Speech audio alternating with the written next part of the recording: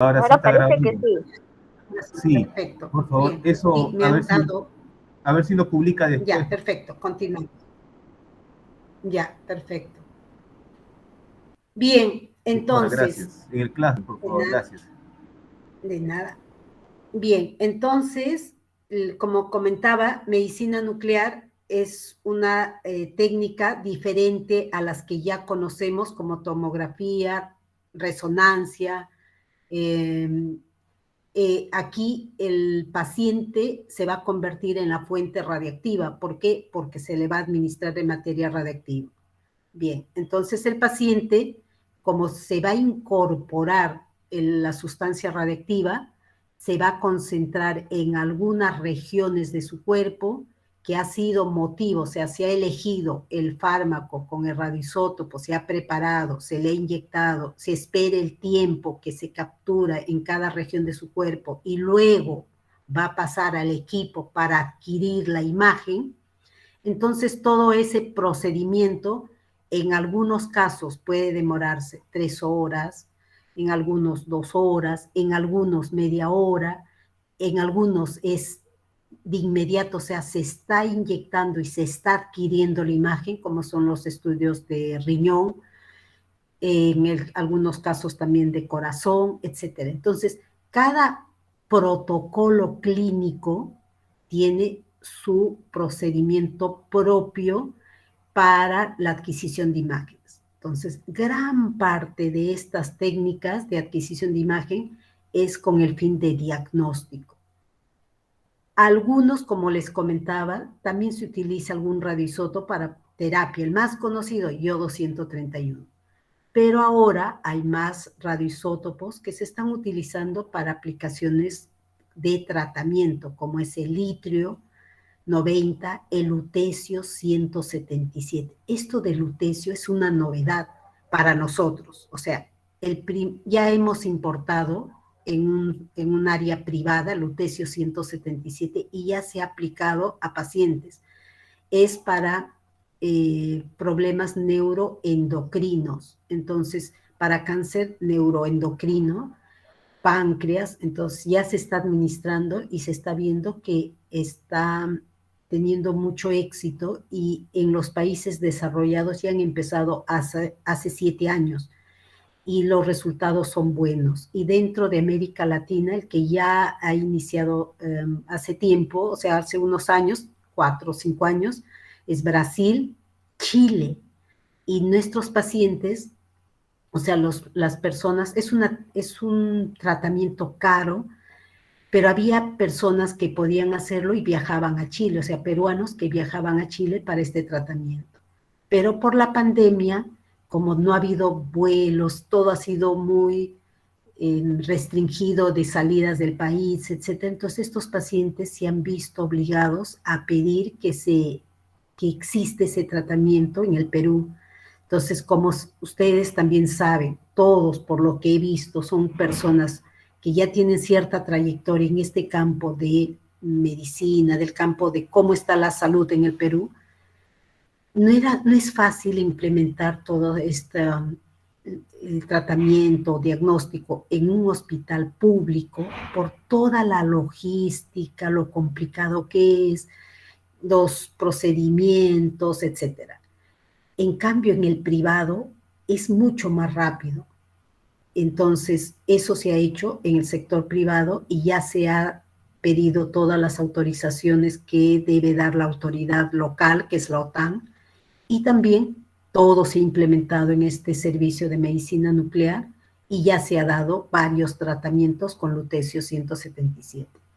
Bien, en esta imagen podemos ver que se ha adquirido dos vistas, anterior y posterior, de hueso, porque se ha captado en hueso, y hueso donde hay en todo nuestro cuerpo, desde la cabeza hasta los pies. Entonces, se marca la sustancia radiactiva, que en este caso es un fármaco que tiene fósforo, que puede ser el AMD.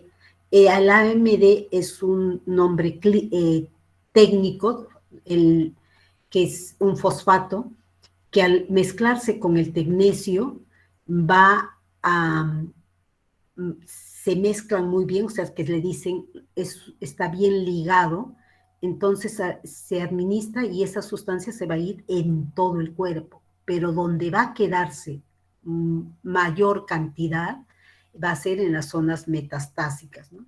Entonces aquí se puede ver al nivel de la cara, casi cerca a la nariz, también se ve en parte en la columna, a nivel de pelvis, y en las vistas laterales pueden ver mejor a nivel de la estructura ósea de la columna, ¿no? Entonces, esto es lo que permite ver estudios de medicina nuclear.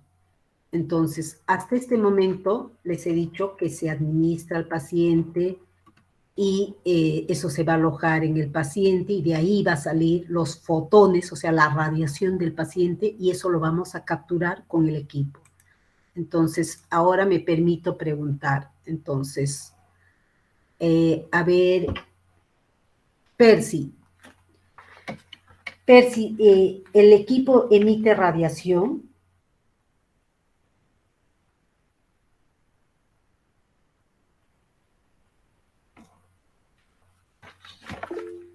¿Qué dices, Percy?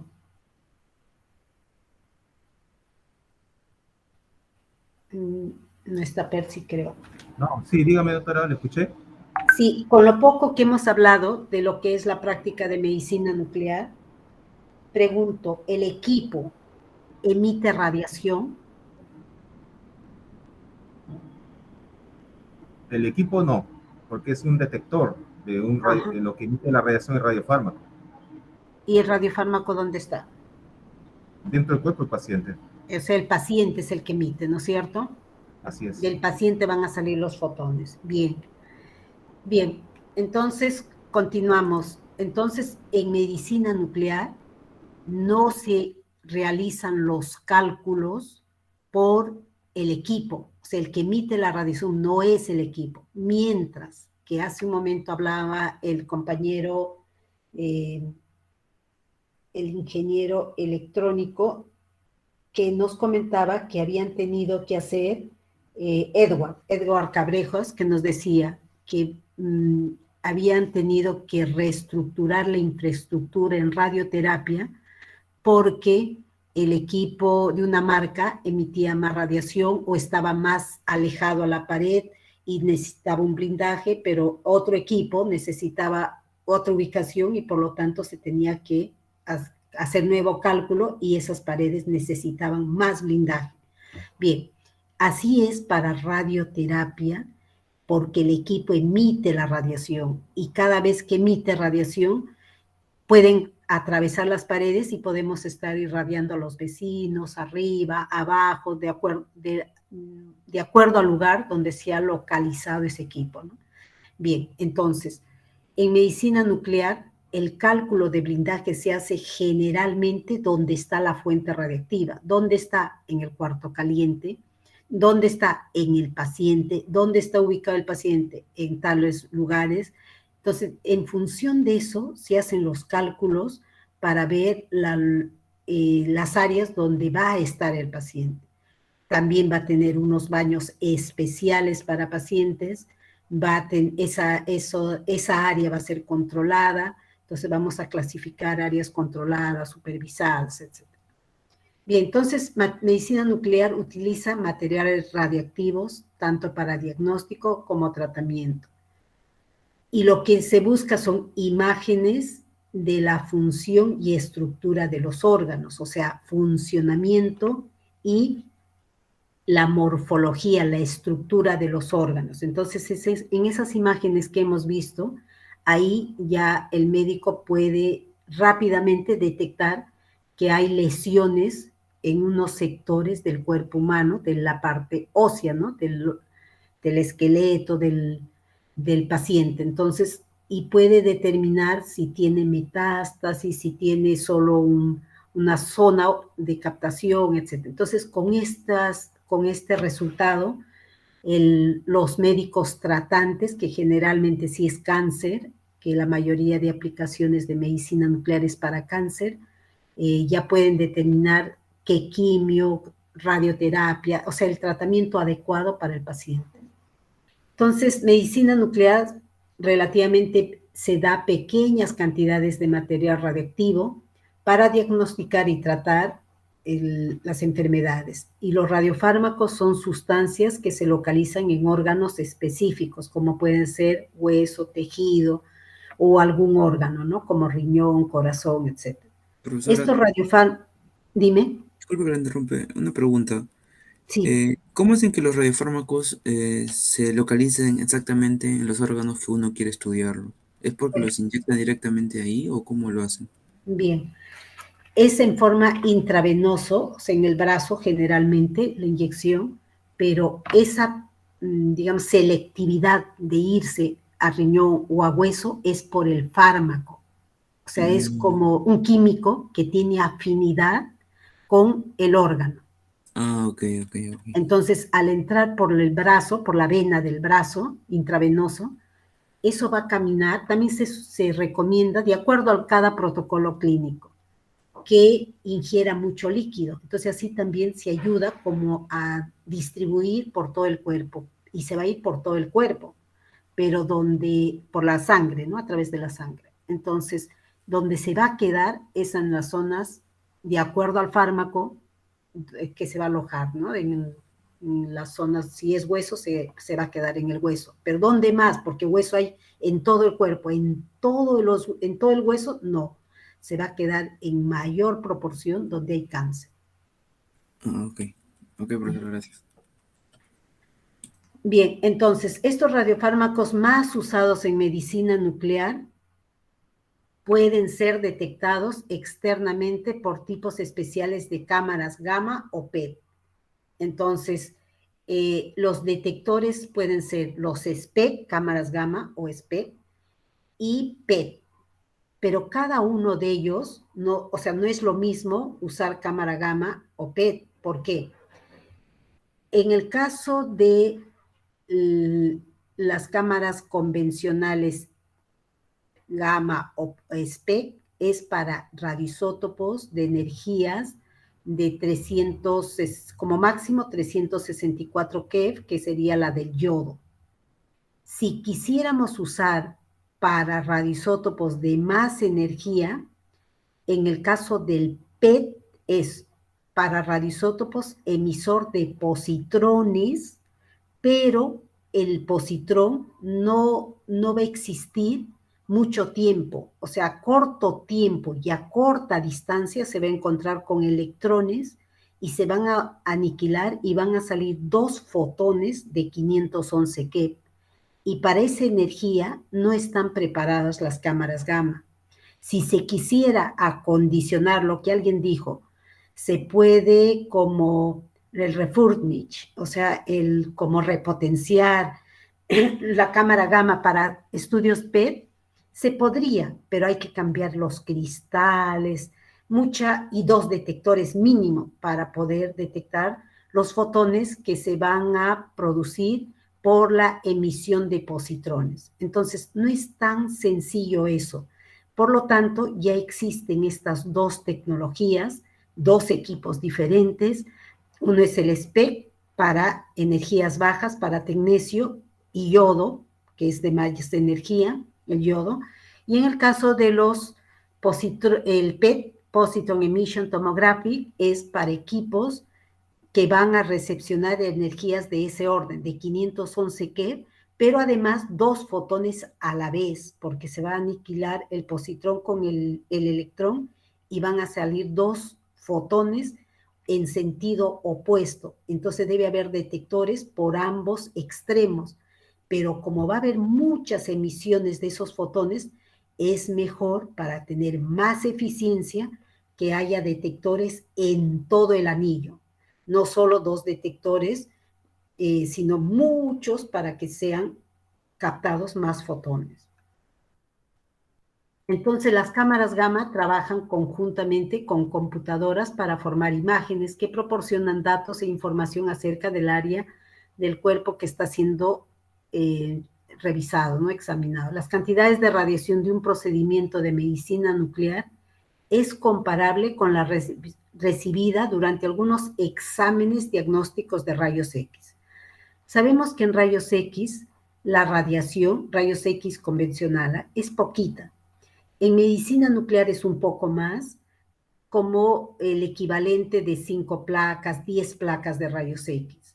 ¿Por qué? Porque en el caso de rayos X, acordémonos, es el equipo emite la radiación, atraviesa al paciente y eso es lo que recibe el paciente, pero atraviesa. Entonces, en una placa que está detrás del paciente se impregna, se plasma, digamos, la imagen, o ahora ya los chasis digitales o con los detectores que lo van a digitalizar la imagen, ya tenemos en la computadora las imágenes de rayos X que ha sido obtenida atravesando los rayos X al paciente. Entonces, todo esto, que ahora es digital, todo va a estar acompañado de computadoras. Entonces, todo ahora es, digamos, utilizando esta tecnología de las computadoras. Bien, entonces, hay cerca de 100 diferentes procedimientos de imágenes de medicina nuclear disponibles hoy. Esto era hace unos 2, 3 años que esta información salía, pero ahorita, 2021, hay muchos más. En los países desarrollados siguen investigando y están encontrando muchas aplicaciones, tanto en medicina nuclear convencional como en medicina nuclear de PET, que es, digamos, de mayor tecnología, de más sensibilidad. Es un estudio mucho más caro, pero que está ayudando mucho al tratamiento de cáncer.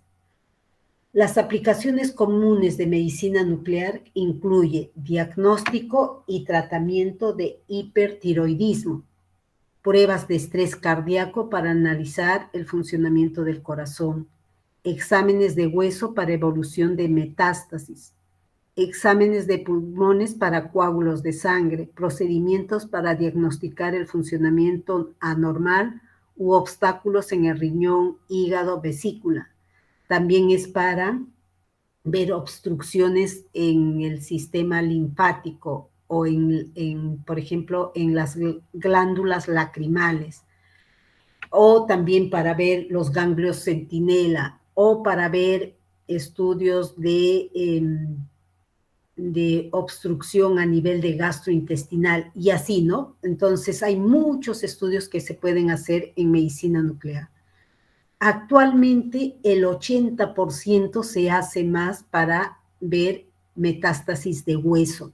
Entonces eso es lo que, digamos, y aplicaciones de cáncer, ¿no? Porque un cáncer de mama o cáncer de próstata le sigue como consecuencia de eso es que llegue a hueso, entonces se dé la metástasis de huesos, entonces el médico manda a los pacientes de estos cáncer, de mama, de próstata, manda a medicina nuclear para ver si ya llegó a hueso y si está diseminado o si ha extendido el mal. Entonces, obtener los datos clínicos acerca de la distribución del radiofármaco que refleja una combinación del flujo sanguíneo, o sea, por la sangre, por la capilaridad, permeabilidad y extracción tisular, y grabar las imágenes de la actividad de distribución para determinar el funcionamiento del órgano. Por ejemplo, determinar el flujo sanguíneo en el cerebro, por ejemplo, ¿no? Función ventricular, captación de la tiroides, etc. En procedimientos terapéuticos, ¿qué significa? Se administra una dosis de radiación al órgano designado para obtener el efecto deseado, por ejemplo, reducir el tamaño del tumor o para matar las células malignas que hayan quedado. Entonces, categorías de equipos importantes para imagen con radionucleidos son, vamos a ver qué equipos es básico para que funcione medicina nuclear. Serían el activímetro, que mide la actividad del material radiactivo, el equipo de imagenología, que puede ser el SPEC o el PET, los equipos de contaje, que son unos contadores de pozo para ver contaminaciones, equipos de vigilancia radiológica para monitorizar y ver las zonas controladas tanto en tasa de exposición como contaminación.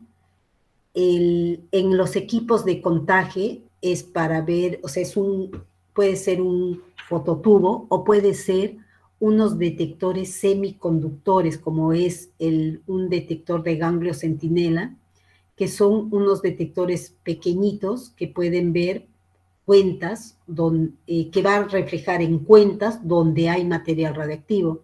Entonces, estos equipos pueden ver, por ejemplo, en el caso de ganglio centinela, le inyectan a las que tienen cáncer de mama la sustancia radiactiva a nivel de la mama, y esa sustancia, marcado con un fármaco que se va a ir a ganglios, eso va a emigrar hacia los ganglios. Entonces, pasado un tiempito, unos minutos, se ubica el detector al nivel de ganglio y se puede ver muy bien el primer ganglio, el segundo ganglio, el tercer ganglio, toda esa cadena ganglionar. Entonces el médico, si ve que ha llegado a ganglio y solo está en el primer ganglio, ya está tranquilo que todavía no ha llegado a toda la cadena ganglionar, o sea, no ha pasado al segundo, al tercero y más, porque si llega más, es probable que se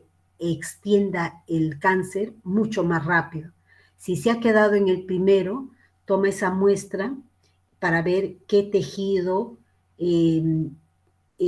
cancerígeno es, y también puede determinar con esa muestra que lo llevan al laboratorio qué tipo de quimioterapia le van a dar al paciente. Entonces, esto se está cada vez, digamos, complementando a estos métodos de diagnóstico, donde los cirujanos de mama también necesitan de medicina nuclear para localizar mejor el cáncer, para estudiar el tipo de cáncer y poder dar el tratamiento más apropiado. Profesora, disculpe, Dime. dentro de lo que estaba mencionando en estos equipos, también he escuchado que hay un equipo que se llama, creo, PET-CT. Sí. ¿Tiene la misma funcionamiento que el PET? Sí, tiene lo mismo, pero tiene más ventajas el PET en algunas cosas. Por ejemplo, esa sustancia radiactiva, el flúor 18, que se utiliza para PET, está mezclado por un proceso de síntesis que se realiza en ciclotrón con una sustancia que se llama FDG. Eso es flúor glucosa, o sea, la glucosa. Y las células cancerígenas son consumidoras principalmente de glucosa.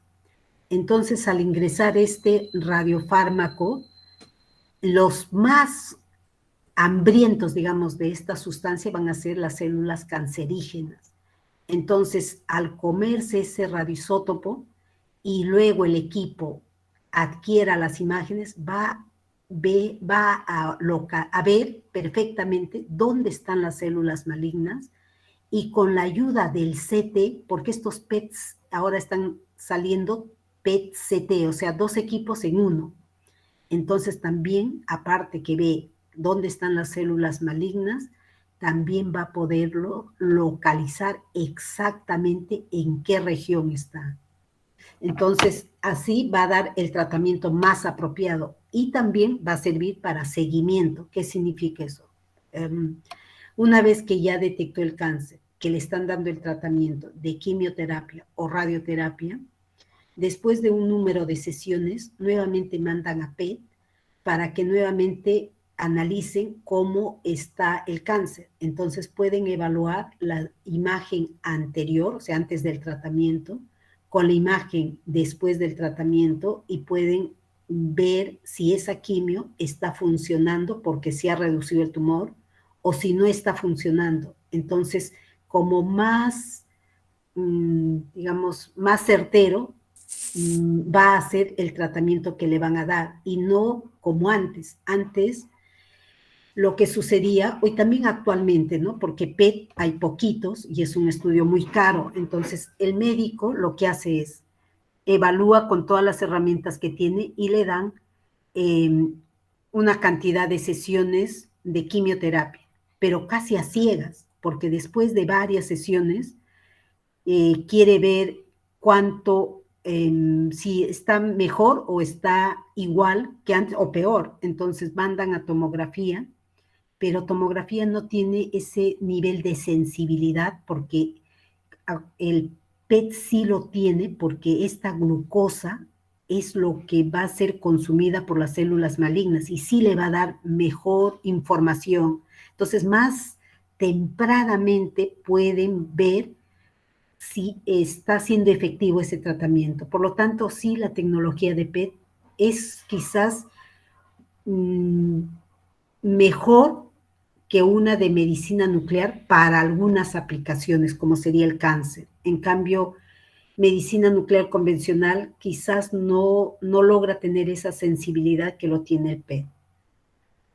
Pero para otras aplicaciones quizás es suficiente con medicina nuclear convencional. Entonces, no puede, mi respuesta no puede ser así general, es mejor. No, hay algunas aplicaciones que son mejor el PET y para otras aplicaciones es suficiente con medicina nuclear convencional. Ok, profesora, gracias.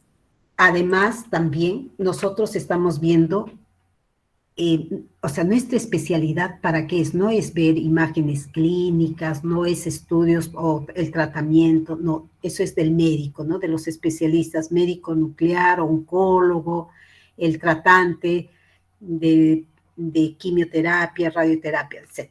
Pero nuestra especialidad es tener o sea, seguridad de que ese equipo está en buenas condiciones y que va a reflejar el estudio real del paciente. En otras palabras, haciéndolo más sencillo, como físicos médicos y por ahí ingenieros, tecnólogos.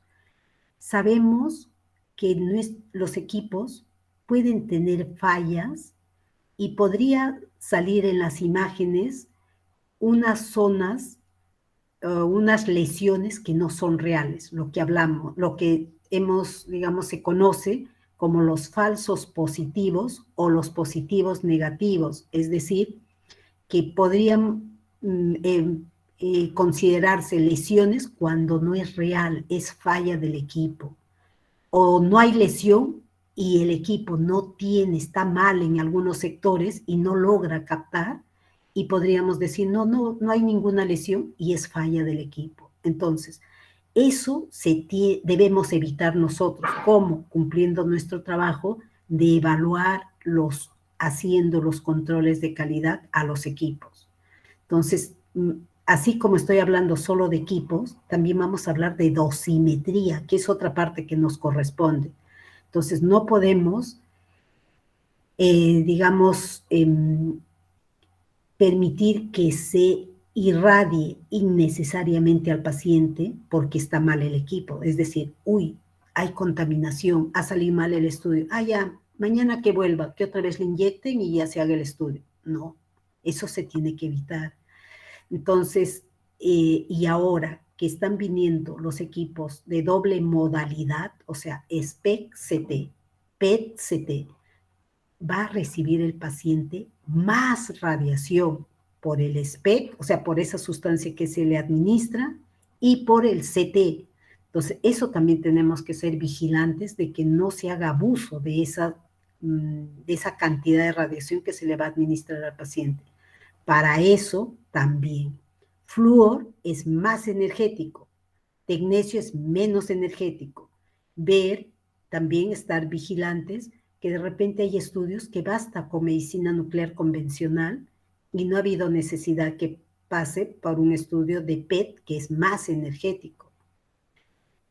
También eso hay que estar vigilantes, ¿no? Todo esto va haciendo más grande, digamos, de más funciones las tareas de físico médico. Entonces, se van a ir ampliando, digamos, nuestras tareas, donde vamos a tener que estar alertas tanto de cuánto material radiactivo, qué material radiactivo, en qué cantidades, dosimetría, Cuando se habla de CT estamos hablando de dosimetría externa, tasa de exposición, cuánto le llegó, etcétera, y también dosimetría interna. En medicina nuclear más vamos a hablar del MIR, dosimetría interna. Entonces, porque está dentro de su cuerpo, y al estar dentro de su cuerpo, en los órganos que se va a quedar en material radiactivo, ahí se está irradiando, pero también a los órganos que están en torno a ese órgano donde ha acumulado material radiactivo. Pues todo eso también es parte de nuestro trabajo. Bien, entonces, siguiendo los equipos que se utilizan en medicina nuclear, vamos a hablar así rápidamente de los calibradores de dosis. Luego, en su momento, vamos a ver cómo funciona este equipo. Entonces, este equipo lo que hace es medir la cantidad de material radiactivo que se va a administrar al paciente. Entonces, por lo tanto, también hay que tener esa seguridad que este equipo está funcionando bien.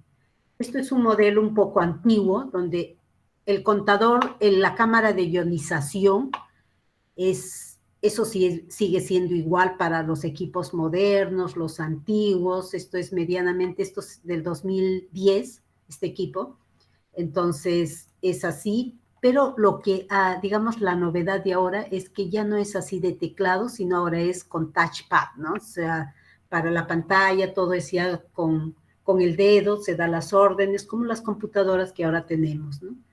Y ahora también están llegando con unos pocitos, que aquí hay un fototubo, para evaluar contaminaciones. Esto es una cámara de ionización donde hay gas dentro, pero aquí hay un fototubo. Entonces, este me permite medir la actividad y este me va a permitir medir en cuentas por segundo la contaminación si yo pongo la fuente radiactiva, o sea, donde yo presumo que hay contaminación, tomo una muestra con un hisopo y luego este hisopo lo coloco en un tubo de ensayo y eso introducimos a este pocito y podemos evaluar contaminaciones.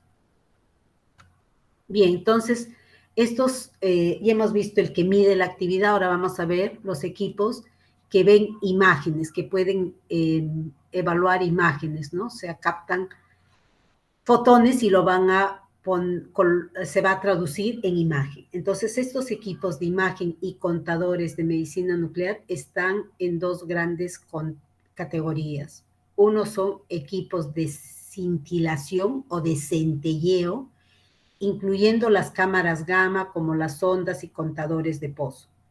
Entonces, los detectores a gas o Geiger-Müller y cámara de ionización, que hay gas dentro de estos dos equipos, Geiger-Müller y cámara de ionización, son instrumentos de detección de radiación usados en la vigilancia radiológica. Entonces, vamos a utilizar estos equipos, todos estos son necesarios en medicina nuclear para poder trabajar y además ahora como hay normativa, hay digamos una entidad que nos va a chequear, verificar que estamos trabajando bien y nos van a dar autorizaciones como también nos puede parar, o sea, nos puede sancionar, nos puede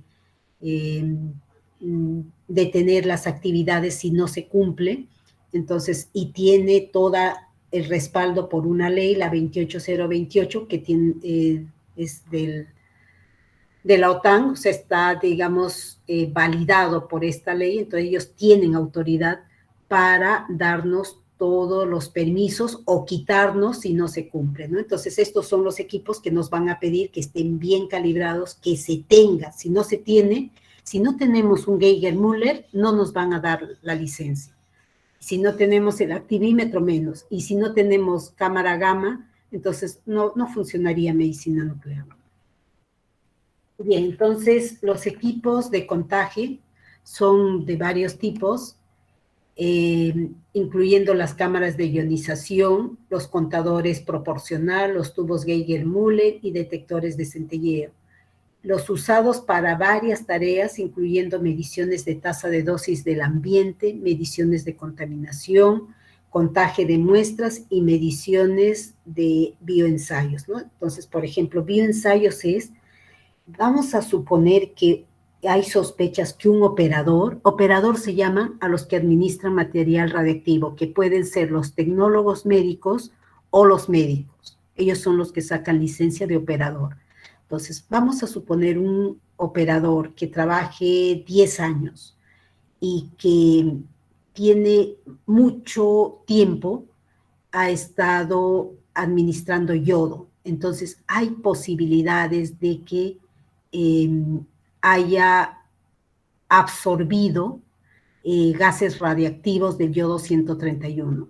Entonces, como ahora hay todo también está, digamos, implementado esto del médico ocupacional, de que hay que chequear a los trabajadores, etcétera. Entonces ahora también se está viendo que los trabajadores tengan exámenes también de que todo está bien dentro de digamos, de la persona, dentro del cuerpo, y que de repente no haya captación de yodo por el tiempo que ha trabajado con esta sustancia radiactiva. Entonces, ahí nos piden que haya unos exámenes y también tomar muestras de sangre, porque de repente, por un incidente o accidente se pinchó y queremos ver cuánto de radiación ha recibido. Entonces podríamos tomar muestras de orina, muestras de sangre y analizar en un contador de pozo, ¿no? O también para pacientes. Bien, entonces dispositivos de formación de imágenes. Después de la administración de radiofármaco, la cámara gamma es usada para detectar esas imágenes, ¿no? Entonces, esto es un equipo que tiene 2 detectores y estos 2 detectores, dentro de él están los fototubos.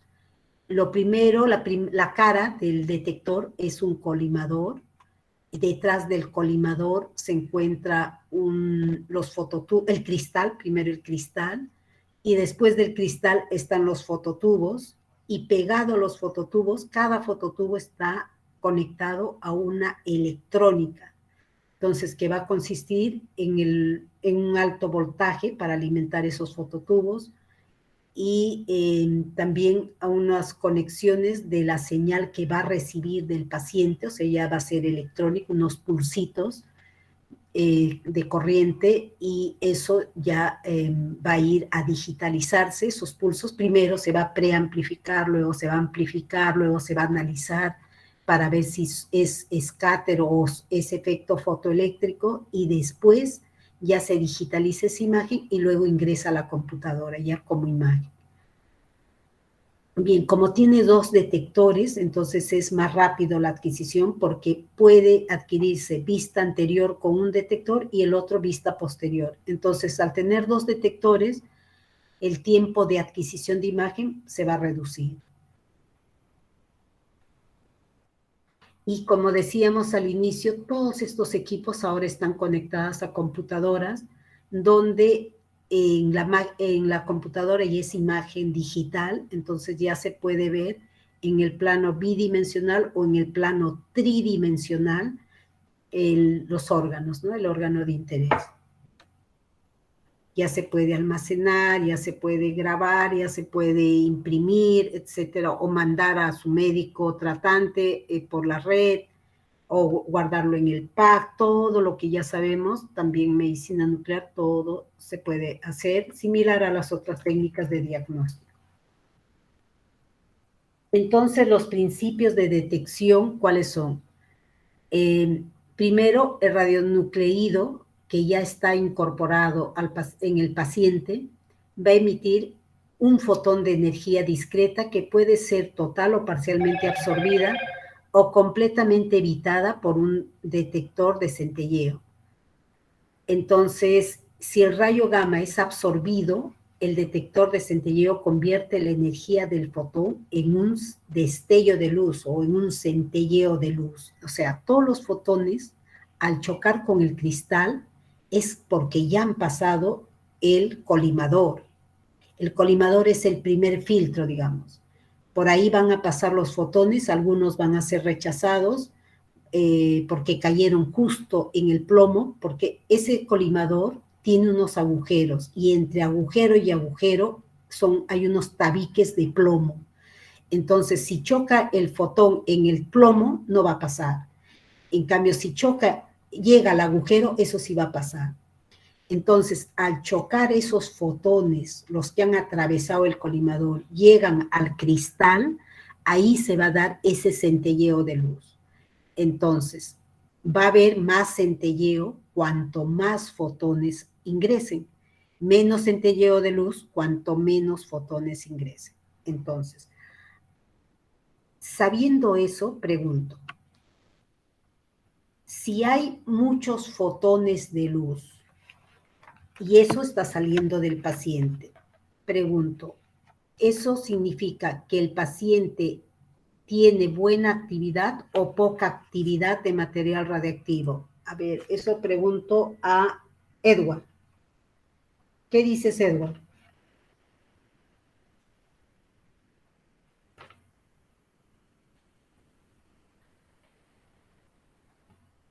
Creo que no está Edward. Entonces, Frida Matute.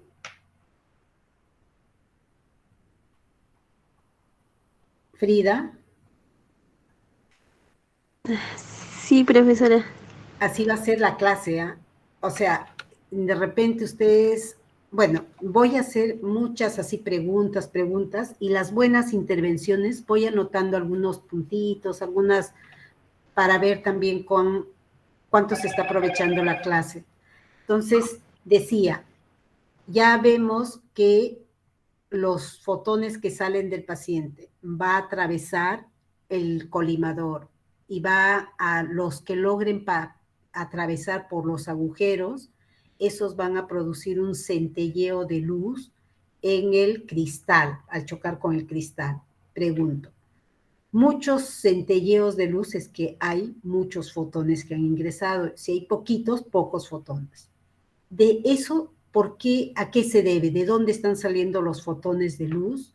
Y si es muchos, ¿por qué se da? Dime, Frida.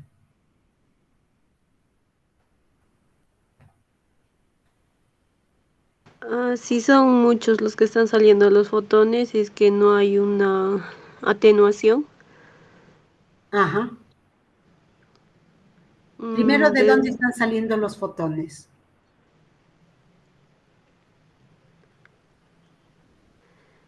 Que están llegando. Del radionucleido. Ya, ¿y dónde está el radionucleído? En el radiofármaco. Sí, ¿el radiofármaco dónde está?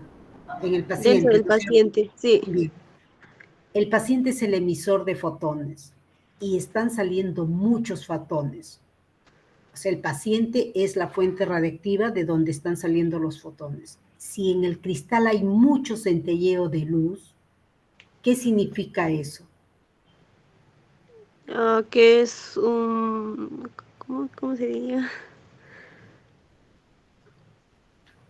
¿Que el paciente tiene mucha actividad de material radiactivo o poca? Mucha.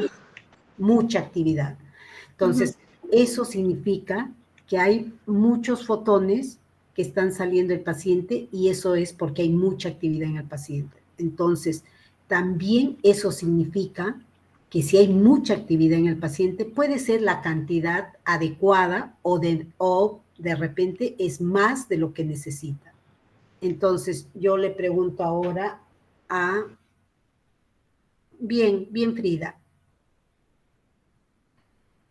Pregunto hace ratito un tecnólogo, ¿cómo te llamas? No, ahorita le digo. Salazar Matos, Percy. Sí, profesora, dígame.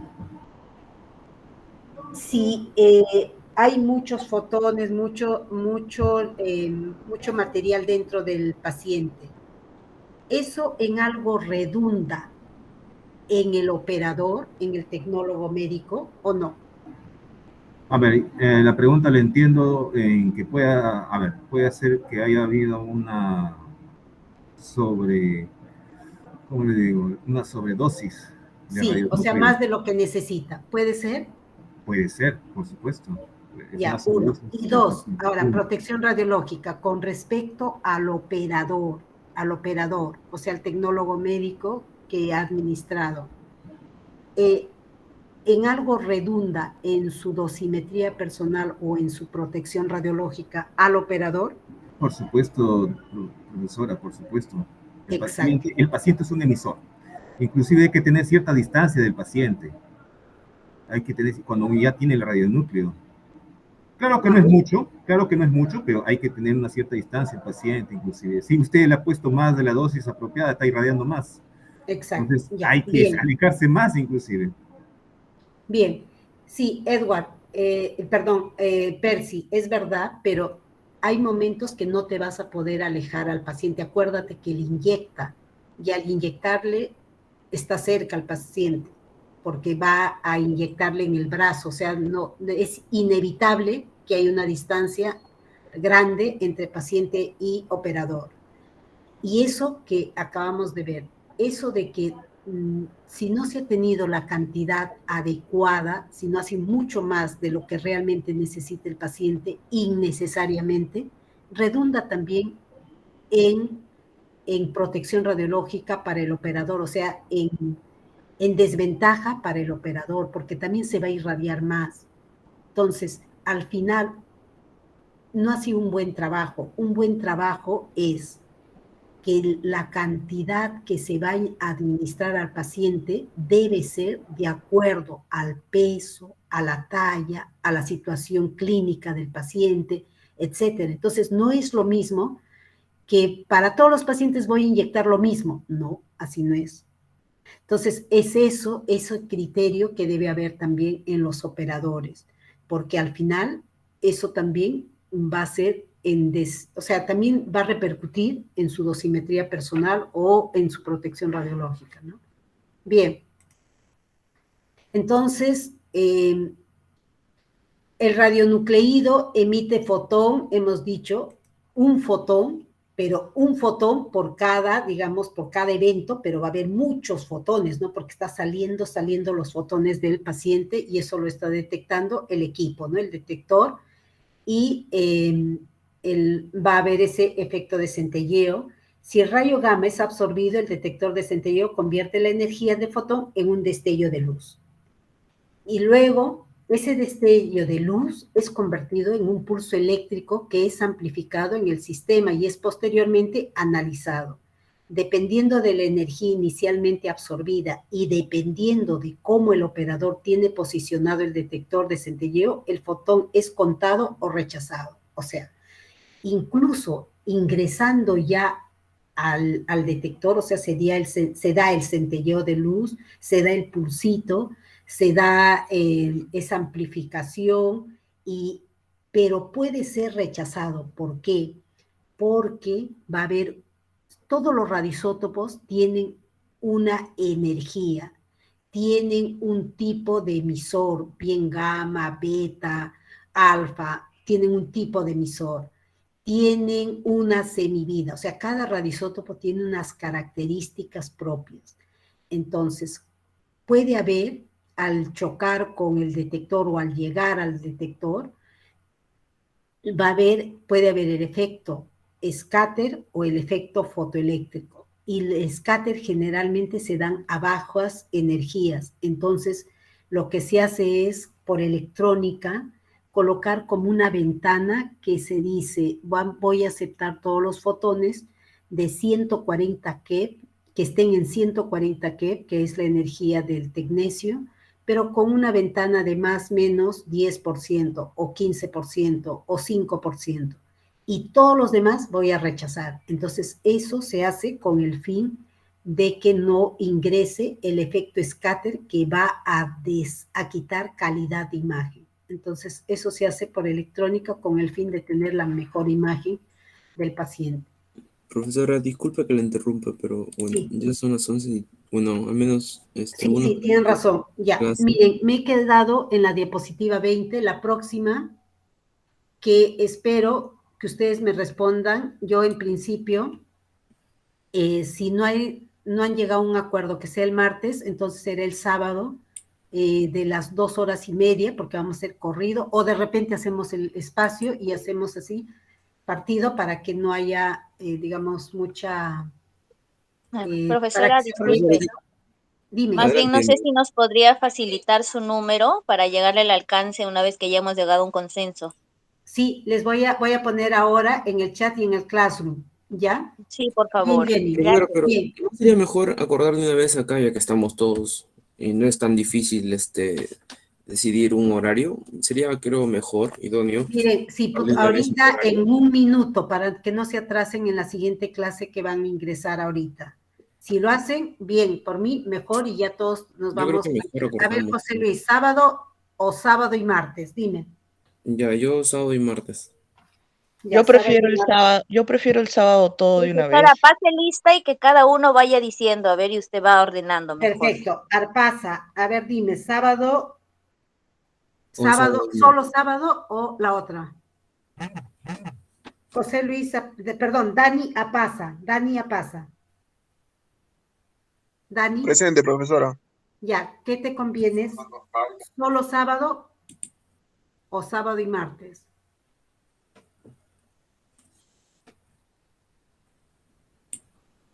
Dani, Dani. a ver, no me contesta. Edward, Dani responde, tenemos un minuto. sí, Sábado y martes. sábado y martes. Edward Cabrejas, dime. Sí, sábado y martes, profesora. De la Cruz Marín, ya me dijo, sábado y martes. Jiménez Chávez Walter. Sábado y martes, profesora. León Ramos Lila. Profesora, sábado y martes también me conviene. Bien, López Aguilar Ana. Sábado y martes. Matute, gracias. Matute Coya Frida. Sábado y martes, profesora. Ya, Moscoso Carrasco Jenny. Ya, sábado y martes. Ya. Palacio Ríos Solange. Sábado y martes, ingeniero. Pilco Ríos Manuel. Sábado y martes, profesora. Gracias. Quispe Mariluz. Sábado y martes, profesora. Gracias. Rojas Pacheco Eileen. Yo el sábado, el martes no puedo, yo estoy trabajando. Sábado, todo sábado. Ya. Salazar Matos Percy. Sí, profesora, bueno, ya creo que ya perdimos. Sí. Creo que sábado y Sí, martes. yo ya, creo que sí. ya perdí. Por más que diga, Ronald, sí, miren, yo lo que voy a intentar con esta encuesta, a ver, y ya termino, es los sábados vamos a intentar que sean los exámenes y los martes, que ya veo quizás una o dos personas no van a poder, ya sean las clases, o sea, evitar que se perjudiquen demasiado con respecto a los exámenes, prácticas. Ya eso me sirve para eso esta pequeña encuesta. Y acabamos, y cualquier cosa nos vamos a comunicar por el Classroom, por el grupo de WhatsApp. Voy a dejar ahora mi número para que nos comuniquemos y ya se crea el grupo de WhatsApp. Bien, Jenny, ¿algo ibas a decir? Porque has levantado la mano. Jenny. Disculpe, se queda pegada, aparece la participación. Ah, ya, perfecto. Ya, entonces cerramos. Gracias por su atención. Profesora. Y estamos comunicándonos en la semana y bien, el martes nos vemos. Sí, dime. nos vemos el martes, profesora. Un favor, ¿esta clase lo puede publicar en el Classroom, la grabación? Sí, y toda la clase voy a dejar siempre en el Classroom para que ustedes puedan revisar las diapositivas también. Sí. Profesor, también si puede adicionar algunos libros, materiales bibliográficos para estar leyendo, por favor. Perfecto, también. Gracias. Bien. Y si es en castellano, mejor. Ya, perfecto.